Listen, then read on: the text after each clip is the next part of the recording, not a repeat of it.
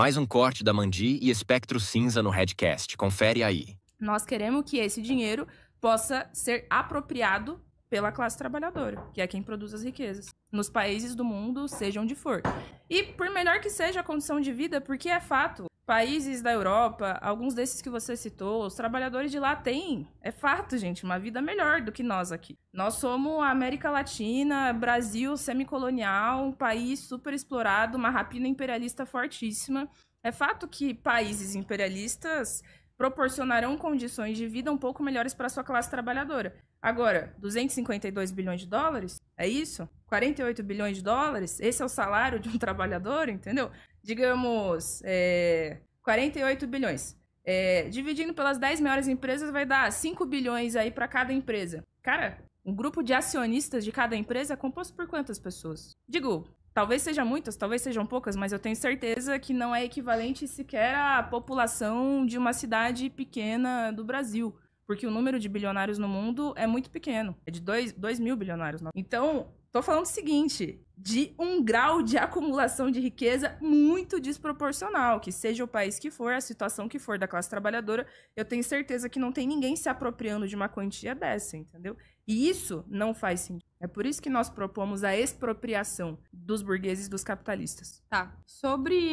Falar sobre, enfim, essas desigualdades, etc. Bem, tu concordou comigo que, de fato, a vida das pessoas melhorou ao longo do capitalismo, certo? Ok, tu concordou. A questão é o seguinte, houve também um aumento de desigualdade. Se a vida do rico continuar melhorando e também a vida do pobre, mas através de um maior enriquecimento do rico, tu é contra? Porque vamos considerar o cenário que o rico fique cada vez mais e mais rico, mas o pobre também se torne cada vez menos pobre. Tu é contra isso? Sou contra a desigualdade social. Por quê? Sou contra porque não acho que faz sentido que poucas pessoas que estão à frente das maiores empresas e etc., que se apropriam, que roubam a riqueza produzida por milhões de trabalhadores, não faz sentido que eles fiquem com essa quantia, quando, na verdade, você poderia estar proporcionando melhores condições de vida para todas as pessoas. Não só para 2 mil bilionários, mas para 7 bilhões de pessoas.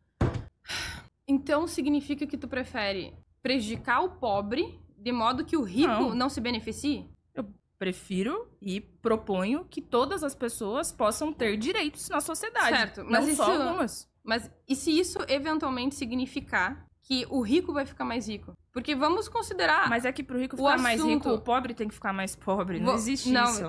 Não existe. Pro rico ficar mais rico, você tem que aumentar a exploração e a superexploração da classe trabalhadora. Eu gostei do que tu trouxe, porque tu sabe o que é o jogo de soma zero? Pode me falar. Como é que tu fala sobre economia se tu não consegue entender um conceito básico? Assim como eu falo de diversos assuntos e talvez eu não entenda tudo sobre os diversos assuntos e ainda assim acho que eu tenho o direito de falar, Glenda, e qual é o problema? A questão é que tu tá propondo um regime revolucionário para mudar um sistema econômico, sendo que tu não entende um conceito extremamente básico. Veja que o jogo... talvez eu não entenda uma série de outros conceitos extremamente básicos e ainda assim acho que sou apta e posso falar e posso defender minhas ideias e posso falar com as pessoas sobre a vida delas e a merda que é a vida no capitalismo e a escala 6x1 e a falta de direitos para as mulheres, etc. e apontar um cenário diferente. Qual o problema? O problema é que tu precisa apontar um caminho que seja realizável. Sim, mas eu tô apontando porque inclusive já foi realizado. E quando foi realizado, foi capaz de suprimir coisas que hoje as maiores democracias liberais não conseguem. Não conseguem. Eu quero saber, sei que nós estamos nos estendendo aqui, vou entrar no último tema, talvez pra gente tentar fechar. Não, eu fico até 5 da manhã se precisar, mas prossiga. Talvez pra gente tentar fechar. O último tema ainda é feminismo ainda, né? Não isso. Mas ela já tá trazendo. Eu quero saber o que você defende em relação... Que propostas você tem para a defesa das mulheres? Em especial das mulheres da classe trabalhadora. Porque aqui nós temos que falar do que é a vida da maioria das pessoas. É verdade que existem mulheres trabalhadoras e mulheres burguesas, mas eu quero que a gente fale sobre a vida da classe trabalhadora. Tá, eu vou insistir naquilo que tu não domina, evidentemente, que é o tal do jogo de soma zero. Ele é um conceito que é tirado da teoria dos jogos e aplicado na economia, enquanto analogia de que é a soma dos ganhos e das perdas em um sistema econômico. E que nessa percepção a soma supostamente seria zero. Mas isso é mentira economicamente. Uma pessoa ela não precisa tirar de outra para ficar mais rica. O jogo econômico não é um jogo de soma zero. Não é pegar uma pizza, dividir em vários pedaços e dar para as pessoas e depois dividir em pedaços ainda menores dessa mesma pizza e entregar para as pessoas. Mas na verdade, não? Poderia ser. Na verdade, o que acontece é outra coisa. A pizza se torna maior. Isso significa o quê? Que a riqueza, ela pode ser produzida, ela pode ser distribuída, expandida. Então, o teu conceito básico que tu não domina acerca do jogo de soma zero, justamente acaba criando uma falsa percepção de pessoas que defendem o que tu defende, de que para um pobre ficar mais rico, o rico tem que ficar mais pobre. E vice-versa. Não é isso que acontece.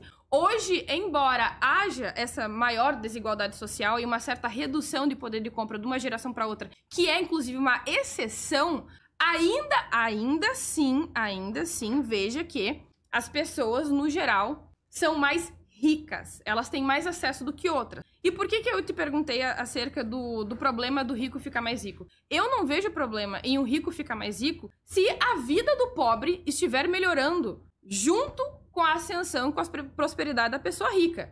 Eu acho que isso é extremamente importante. E veja que eu estou trazendo aqui modos de melhorar a vida das pessoas de modo concreto. Tu quer defender um regime... Quais modos para melhorar de modo concreto? Literalmente o sistema capitalista, que inclusive tem funcionado. Mas o por que exemplo, dentro do capitalismo? Por exemplo, a Austrália. A Austrália tem um sistema capitalista de livre mercado.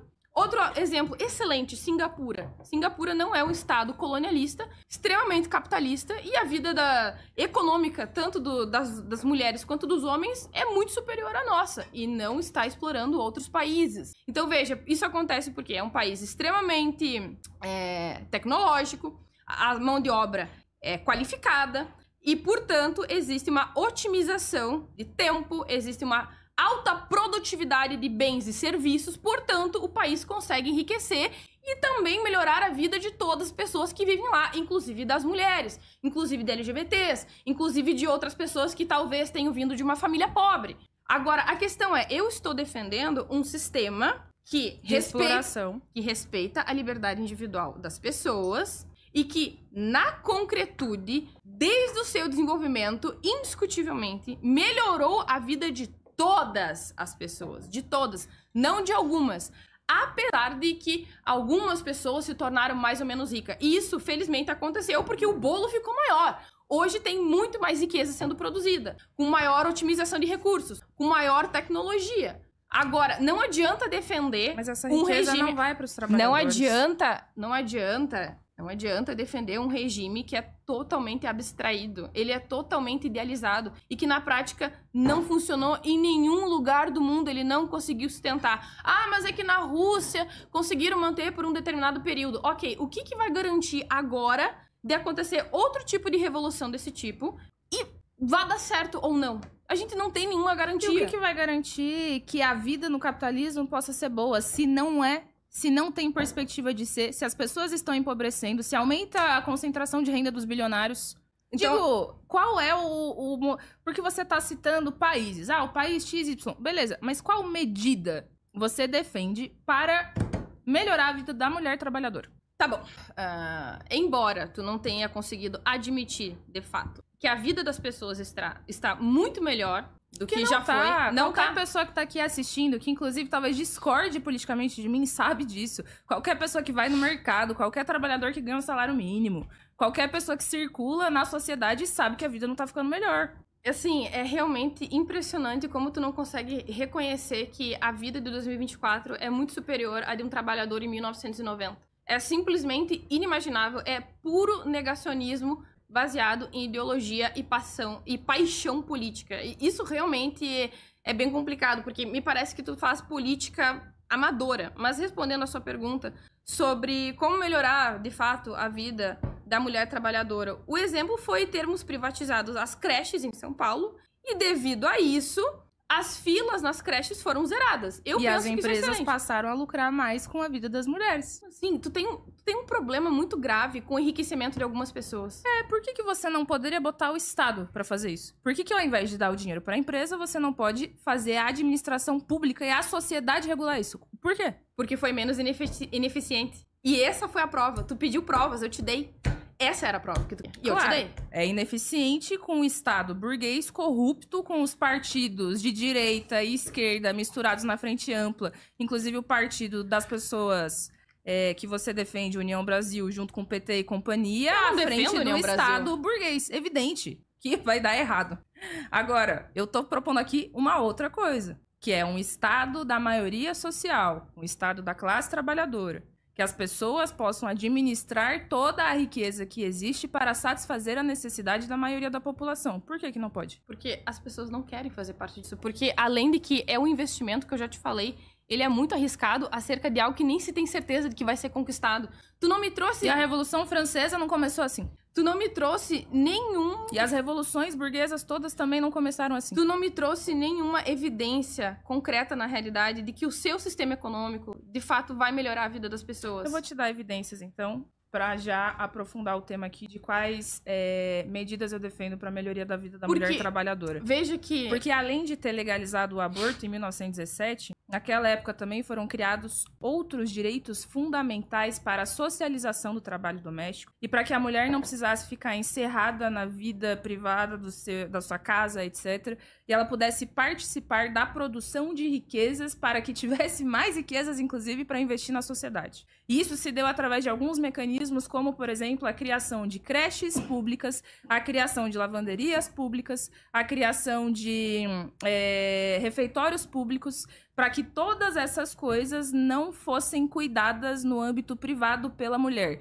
mas para que a roupa do trabalhador, se está limpa ou não, fosse considerado um problema da sociedade, para que o cuidado das crianças, se estão sendo bem vigiadas, bem educadas, se estão tendo direitos básicos garantidos, se estão seguras, que isso deixasse de ser responsabilidade da mulher e passasse a ser responsabilidade do Estado, ou seja, a maioria social organizada no Estado operário.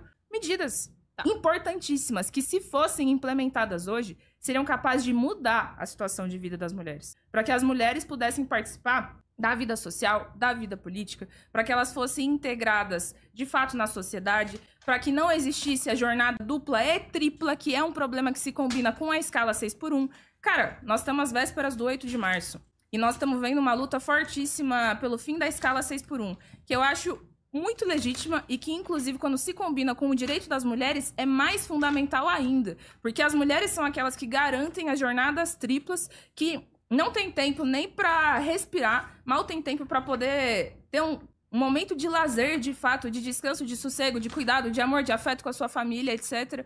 Porque estão sempre enfiadas em jornadas absurdas de trabalho e no momento em que não estão, tem que garantir a reprodução da vida doméstica. Medidas básicas. Veja, ô Espectro, tem algum país do mundo que implementou isso aqui hoje, por hoje? Porque você pode dizer o que você quiser. Ai, isso aí que você defende é uma utopia, etc. Bom, foi feito, deu certo, funcionou, melhorou. Esse foi o corte. Deixe sua opinião nos comentários. Não se esqueça de deixar o like e compartilhar. Até breve.